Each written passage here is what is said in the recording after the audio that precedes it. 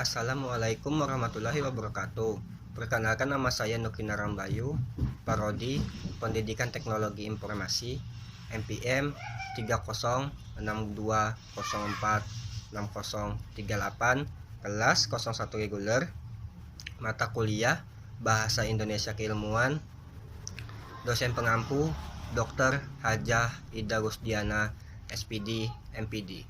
Baiklah, di sini saya akan membahas mengenai tentang topik, tujuan, tesis, dan kerangka karangan.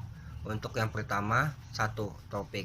Sebuah karya ilmiah harus direncanakan dan disusun dengan cara yang sistematis dan direktur.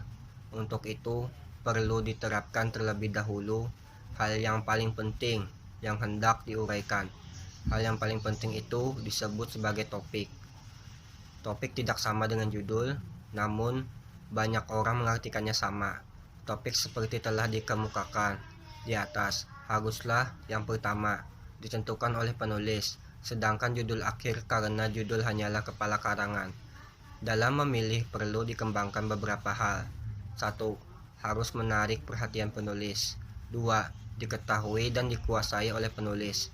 3. Harus sempit dan terbatas. 4. Untuk penulis pemula, hindari topik yang kontroversial dan baru. 2. Tujuan. Apabila sebuah topik telah selesai dirumuskan, akan diapakan topik itu? Untuk itu, langkah selanjutnya adalah menentukan tujuan.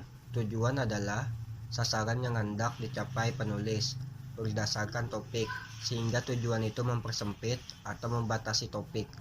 3. Tesis. Tesis adalah perumusan topik dan tujuan dalam bentuk kalimat dengan menonjolkan topiknya sebagai pokok bahasan.